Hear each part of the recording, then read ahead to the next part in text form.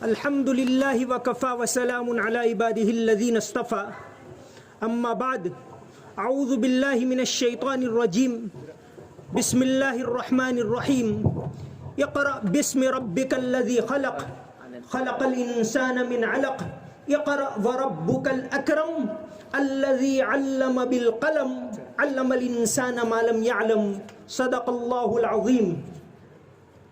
دیار عشق میں اپنا مقام پیدا کر، دیار عشق میں اپنا مقام پیدا کر، نیا زمانہ نئے صبح و شام پیدا کر.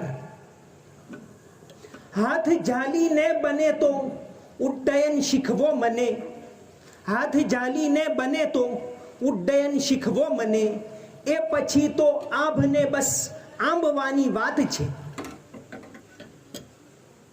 آج لوناواڑا کی اس سرزمین کے اوپر آپ نے ایک انتہائی قیمتی پروگرام رکھا ہے. قوم کے وہ بچے جو اپنے دل کے اندر ایک ولولہ رکھتے ہیں، ایک حوصلہ رکھتے ہیں، آگے بڑھنا چاہتے ہیں، ان کی حوصلہ افزائی کے لیے یہ پروگرام رکھا ہے. تو میں سیرت نبی صلی اللہ علیہ وسلم سے ایک واقعہ پیش کروں گا. ایک بہت مشہور شاعر تھے کعب ابن زہیر. ان کے والد بھی بہت بڑے شاعر تھے مکہ کے، جن کا قصیدہ کعبۃ اللہ کے اوپر لٹکایا جاتا تھا، زہیر ابن ابو سلم. کعب ابن زہیر ابتدا میں پیغمبر صلی اللہ علیہ وسلم کے سخت مخالف تھے. پھر فتح مکہ کے بعد ان کے بھائی بحیر ابن زہیر آپ صلی اللہ علیہ وسلم کے پاس آئے اور آپ کا ہاتھ تھام لیا. اس کے بعد اپنے بھائی کو کہا، کعب کو، کعب ابن زہیر مشہور شاعر، ان کو کہا کہ یہاں آؤ، یہاں آؤ، تم یہاں سچائی ہے، اخلاق ہے، امانت داری ہے، انسانوں کی ہمدردی ہے، اللہ کی پہچانیں ہیں، یہاں آؤ. کعب ابن زہیر آئے اور آپ صلی اللہ علیہ وسلم کے سامنے اپنا سر جھکا دیا. اس کے بعد کعب ابن زہیر نے آپ علیہ السلام کی شان میں ایک قصیدہ کہا جو بہت زیادہ مشہور ہے عربی شاعری کے اندر. بانت سعاد فقلب اليوم متبول متیم اثرها لم یفد مقبول.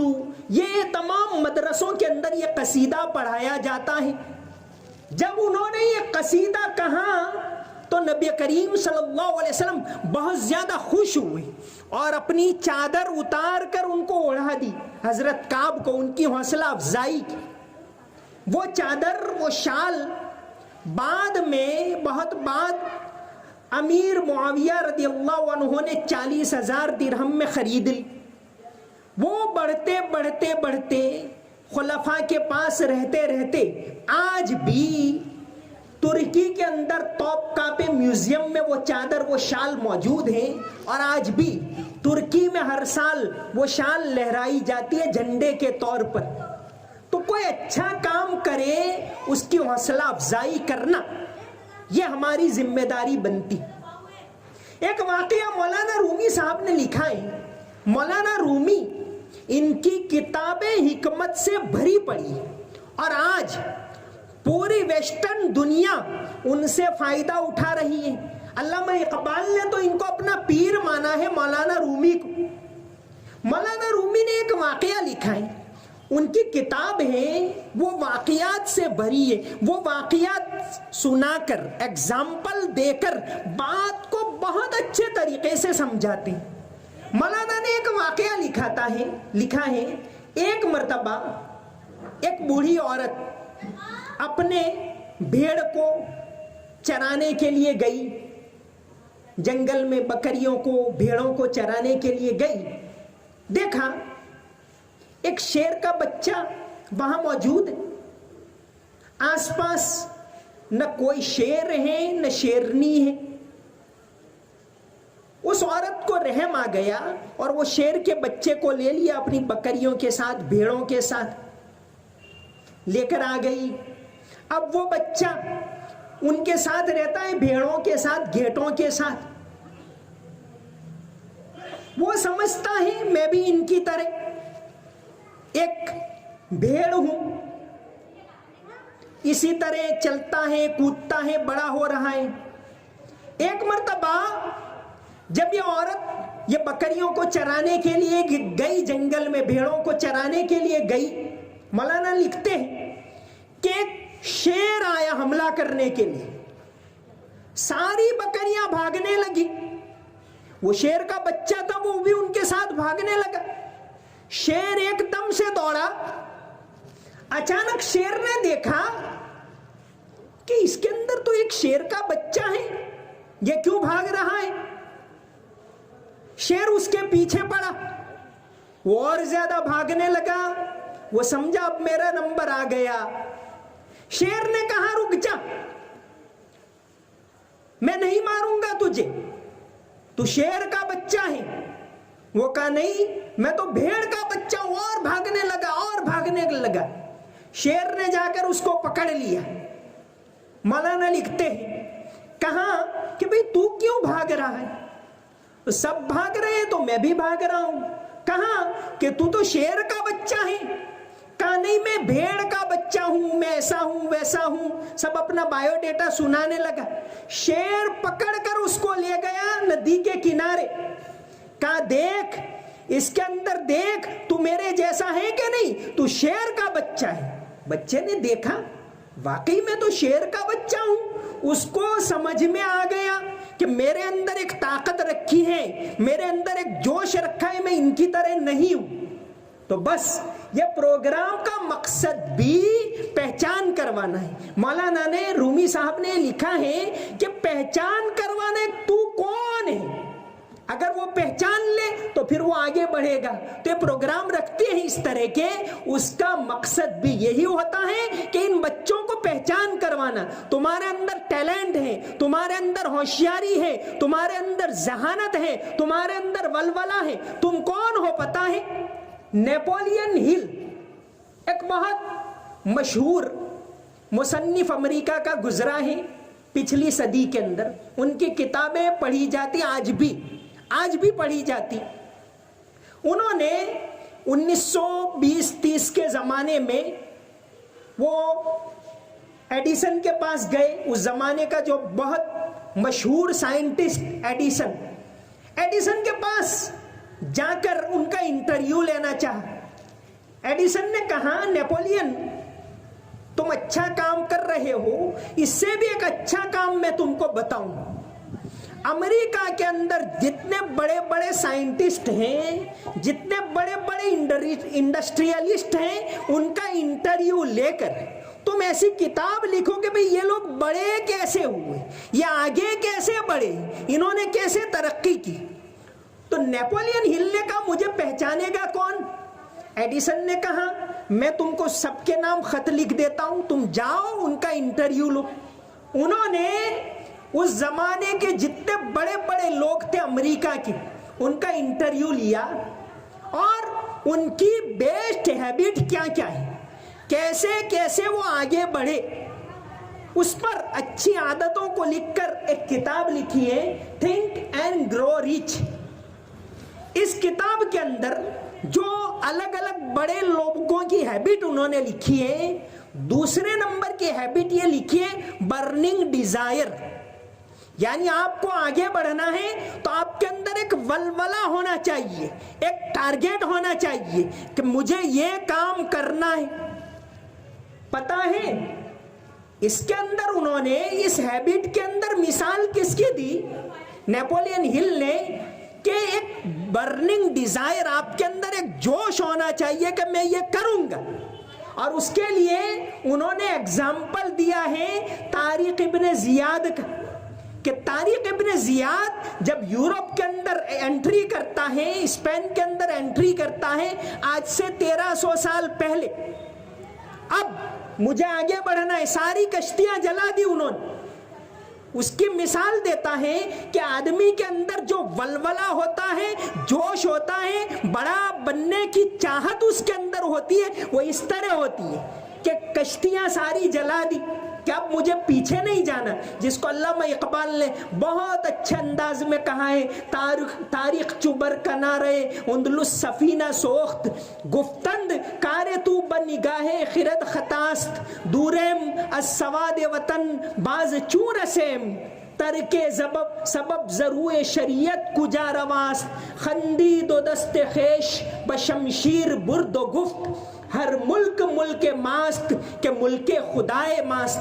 تو ان وہ مثال دی طارق ابن زیاد کی کہ اگر آپ کو بڑھنا ہے آگے تو ایسا ولولہ ہونا چاہیے، ایسا جوش ہونا چاہیے، تو آپ کو کوئی روک نہیں سکتا، اللہ کی مدد آپ کے ساتھ ہوتی۔ تو یہ طلبہ کی آپ حوصلہ افزائی کر رہے ہیں، بہت اچھی بات۔ ٹائم کی قدر کی بات آئی، ٹائم ہمارا بہت قیمتی، اللہ تعالیٰ نے ہر انسان کو صلاحیت بھی دی ہے، ہر ایک کو وقت دیا ہے، اس وقت کی آپ جتنی قدر کرو گے اتنا آگے بڑھو گے۔ مولانا شبلی بہت بڑے عالم، پچھلی صدی کے، بہت اونچا مقام انہوں نے پایا۔ انہوں نے ان کے ساتھ علی گڑھ یونیورسٹی میں پڑھاتے تھے T.W. آرنولڈ صاحب ویسے کرسچن تھے، لیکن ان کی بعض کتابیں بہت مشہور، جیسے ان کی ایک کتاب ہے دا پریچنگ آف اسلام، ہر ایک کو یہ کتاب پڑھنی چاہیے۔ تو آرنولڈ صاحب کے پاس مولانا فرینچ سیکھتے تھے۔ مولانا نے لکھا ہے، حیات شبلی ان کی کتاب ہے، ان کی زندگی کے بارے میں، اس میں سید سلیمان ندوی نے لکھا ہے کہ ایک مرتبہ آرنولڈ صاحب اپنے وقت سے 3 منٹ لیٹ ہو گئے۔ روزانہ مولانا کو فرینچ سکھانے کے لیے وہ آ جاتے تھے صبح 6 بجے، 3 منٹ لیٹ ہو گئے تو انہوں نے کہا آئی ایم ویری سوری، میری بہت بڑی غلطی ہوئی کہ میں نے آپ کے 3 منٹ ضائع کر دی۔ تو یہ وقت کی قدر یہ ہے، وقت کم ہے، جتنا دم ہے لگا دو، وقت کی جتنی قدر کرو گے وقت آپ کی قدر کرے گا۔ تو ان کا مولانا شبلی صاحب نے آرنولڈ صاحب کا ایک واقعہ لکھا ہے کہ یہ یورپ والے محنت کیسے کرتے۔ آرنولڈ صاحب علی گڑھ میں جب تھے تو اتنے شیروانی پہنتے تھے۔ سید سلیمان ندوی نے اپنی کتاب یاد رفتگاں کے اندر ان کے حالات لکھے آرنولڈ کے۔ 5 وقت مسجد کے دروازے کے اوپر سبھی مسلم اسٹوڈنٹ کی حاضری لیتے تھے، کون نہیں آتا نماز میں اس کو بلانے جاتے تھے آرنولڈ صاحب۔ تو آرنولڈ صاحب کا ایک واقعہ لکھا ہے، سید علامہ شبلی صاحب نے اور آرنولڈ نے ایک ساتھ سفر کیا ہے، سفر نامہ مصر و روم و شام، اس کے اندر مولانا شبلی صاحب نے ان کا تذکرہ کیا ہے کہ ایک دن ہم جہاز میں جا رہے تھے، 100-125 سال پہلے کا واقعہ، جہاز کے اندر جا رہے تھے اور اس دوران جہاز کے اندر کچھ خامی آ گئی۔ ایک طرف سمندر میں طوفان ہے، دوسری طرف جہاز کے اندر کچھ فالٹ آ گیا۔ اب چرچا ہونے لگا جہاز میں، اب کیا ہوگا۔ مولانا شبلی لکھتے ہیں جب صبح میں اٹھا تو چاروں طرف جہاز میں شور ہے کہ جہاز ڈوب جائے گا، یہ ہوگا وہ ہوگا، ہنگامہ ہے، پریشان ہے۔ کہا لاؤ اپنے دوست آرنولڈ کو اس کی خبر کروں۔ تو تھامس آرنولڈ کے روم میں کہتے ہیں جب میں گیا تو آرنولڈ صاحب کتاب پڑھ رہے تھے۔ میں نے پوچھا آرنولڈ صاحب آپ کو پتا ہے کہ جہاز میں خامی آ گئی؟ آرنولڈ نے کہا ہاں پتا ہے۔ تو کہا لوگ پریشان ہیں، آپ آرام سے کتاب پڑھ رہے ہیں۔ آرنولڈ نے کہا کہ خامی درست کرنا ہمارے ہاتھ میں نہیں ہے، ہم کچھ کر نہیں سکتے، طوفان ہے اس کے بارے میں بھی ہم کچھ نہیں کر سکتے، تو جتنا بھی وقت میرے پاس ہے میں ایک اچھے کام میں کیوں نہ لگا دوں، اس کے لیے میں پڑھ رہا ہوں۔ تو اس طرح یہ لوگ آگے بڑھیں، تو ضرورت ہے کہ ہم محنت کریں، آگے بڑھیں۔ سماج کو ضرورت ہے اچھے لائرز کی، अमानतदार लॉयर्स की, अच्छे अमानतदार डॉक्टर्स की, अच्छे टीचर्स की समाज को जरूरत है, अच्छे प्रोफेसर की जरूरत है, समाज को अच्छे अच्छे अधिकारियों की जरूरत है, और वो इसके अंदर छुपे हुए जरूरत रास्ता दिखाने की। अगर हम रास्ता दिखाएंगे तो इंशाल्लाह ये आगे बढ़ेंगे। आज एजुकेशन की बहुत ज्यादा जरूरत है। दीनी तालीम अपनी जगह पर बिल्कुल है, वो होनी चाहिए। उसी से हमारे अंदर अखलाक आते हैं, उसी से हमारे अंदर नमाज की पाबंदी आती है, उसी से अल्लाह की पहचान हमारे अंदर आती है। साथ साथ दुनियावी एजुकेशन, हमारे दीन में दीन दुनिया अलग है ही नहीं। आप दुनियावी एजुकेशन एक सही नीयत से हासिल करते हो तो वो भी आपके लिए दीन है, तो बहुत जरूरत है। ये सच्चर कमेटी रिपोर्ट के अंदर मुसलमानों के एजुकेशन की हालत क्या है उसके बारे में कई मिसालें दी। सच्चर को तो अब तकरीबन 14 साल गुजर चुके। उसके बाद अभी पिछले साल महाराष्ट्र के एक आईपीएस ऑफिसर अब्दुल रहमान साहब की एक किताब आई है, डिनायल एंड डेप्रीवेशन। इस वक्त मुसलमान एजुकेशन में कहाँ हैं, इंडस्ट्री में कहाँ हैं, मुसलमानों की इस वक्त माली हालत क्या है, इन सारे डेटा का जायजा लेकर एक बहुत अच्छी किताब आई है, डिनायल एंड डेप्रीवेशन। ये जरूर पढ़नी चाहिए। तो मैं ये कह रहा था कि सच्चर साहब ने कई मिसालें दी। आईएएस और आईपीएस के अंदर मुसलमानों का लेवल तकरीबन 2.25%। हमारी आबादी यहाँ 18%, 19% है, लेकिन वहाँ जो लोग इस मुल्क का सारा निजाम चला रहे, पूरा निजाम इन लोगों के हाथ में, वो सियासी लोग नहीं चला रहे, ये सब प्लानिंग कर रहे हैं, आईएएस आईपीएस लेवल के लोग कर रहे हैं। वहाँ हमारे रिप्रेजेंटेटिव इतने कम। इस मुल्क के अंदर तो सबको बराबरी का हक दिया है बंधारण ने, तो सब होने चाहिए। तो क्यों हमारे रिप्रेजेंटेटिव इतने कम हैं, उसके बारे में कभी गौर किया हमने, कभी कोशिश की, कभी हमने इस तरह गाइडेंस दिया कि लाओ हमारे बच्चों को आगे बढ़ाएं, जो फजूल खर्ची में हमारा माल खर्च हो रहा है उसको इसके अंदर लगाएं कि 2 मिनट यहां से वहां जाना है तो मैं बाइक लेकर जाऊं? नहीं, वो माल मैं एजुकेशन में लगाऊं तो हमारी कौम तरक्की करेगी।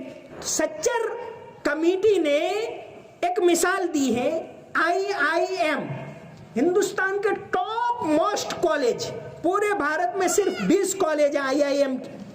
आईआईएम का उन्होंने सर्वे किया, पूरे आईआईएम कॉलेजेस के अंदर 4743 बच्चे थे उस वक्त, 4743 स्टूडेंट, उसमें मुस्लिम सिर्फ 63, यानी 1.62%।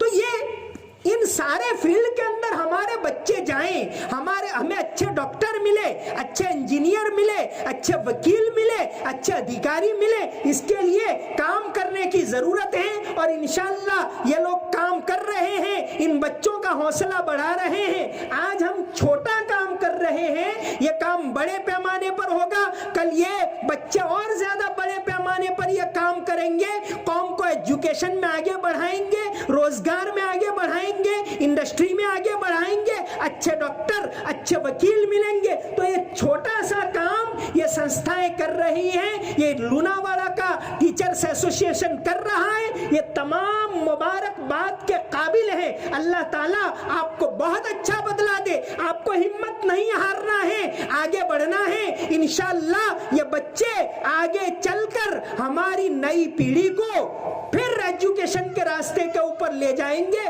फिर आगे बढ़ाएंगे। तो ये काम आपका काबिल मुबारकबाद है। आप मुबारकबाद के काबिल हो कि इतना अच्छा काम कर रहे हो। और ज्यादा ऐसे बच्चों को सिलेक्ट करो, और ज्यादा इनको अच्छे रास्ते के ऊपर डालो, अच्छे डॉक्टर बनाओ, अच्छे अफसर बनाओ, इनके लिए लाइब्रेरी मुहैया करो, इनके लिए कॉम्पिटिटिव एग्जाम की तैयारी करने का माहौल पैदा करो, इनको उसके अंदर लाओ कि कैसे तैयारी करते हैं, कैसे अफसर बनते हैं, कैसे कॉम्पिटिटिव एग्जाम के अंदर आगे बढ़ते हैं। अल्लाह तबारक व तआला आप तमाम को बेहतरीन बदला दे।